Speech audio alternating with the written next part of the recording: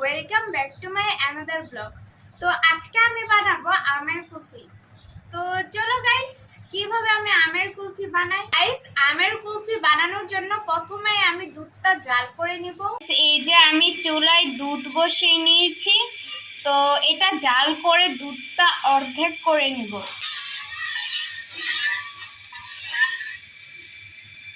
এখন দিয়ে দিব চিনি। আপনারা চাইলে এটা স্কিপও করতে পারেন।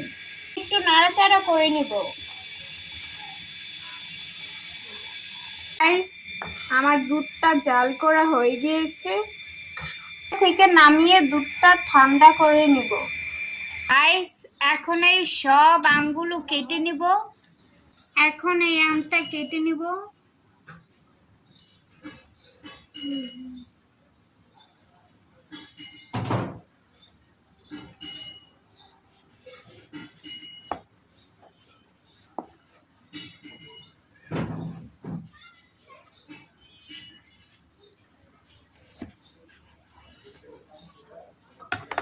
এইভাবে কিন্তু আমগুলো কেটে নিতে হবে। এইভাবে করে সব আমগুলো কেটে নিতে হবে। সব আম এভাবে কেটে নিয়েছি। এখন একটা চামচের সাহায্যে আমগুলো বের করে নিব।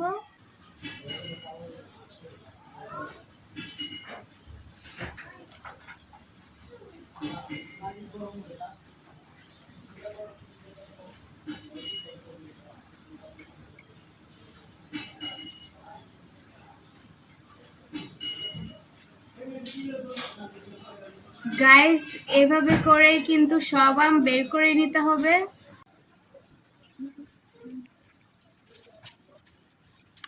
এই যে গাইস, সবগুলো আম বের করা হয়ে গিয়েছে।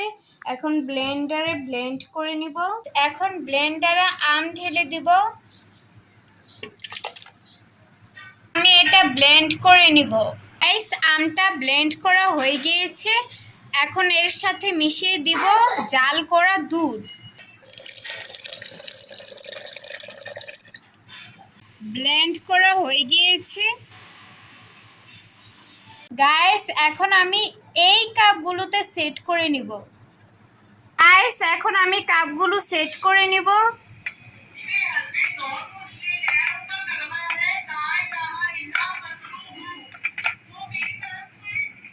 গাইস, কাপে এখন কুলফির মিশ্রণটা ঢেলে নিব।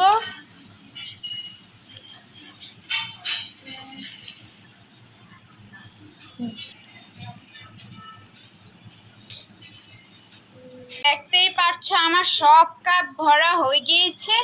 এখন এগুলো একদিনের জন্য ফ্রিজে চলে যাবে। একদিন পার হয়ে গিয়েছে, আমের কুলফিগুলো জমে গিয়েছে। গাইস, এখন এই কাপগুলো খুলে নিব।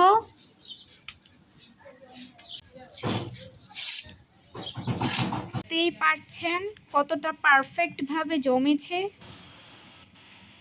গাইস, তৈরি হয়ে গেল আমের কুলফি আইসক্রিম। তো এখন আমি এটা টেস্ট করে দেখব খেতে কেমন হয়েছে। তো দেখতেই তো লোভনীয় লাগছে, দেখি কেমন হয়।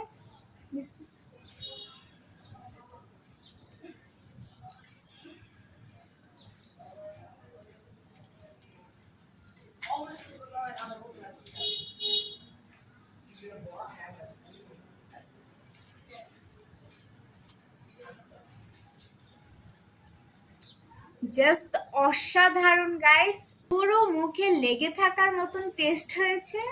গাইস, তোমরা যদি এইভাবে আমের কুলফি তৈরি করো তাহলে কিন্তু খেতে খুব মজা হবে। তো গাইস, আজকের এই ব্লগটা তোমাদের কাছে কেমন লেগেছে অবশ্যই like, comment, share and please subscribe করে দিবেন। টাটা।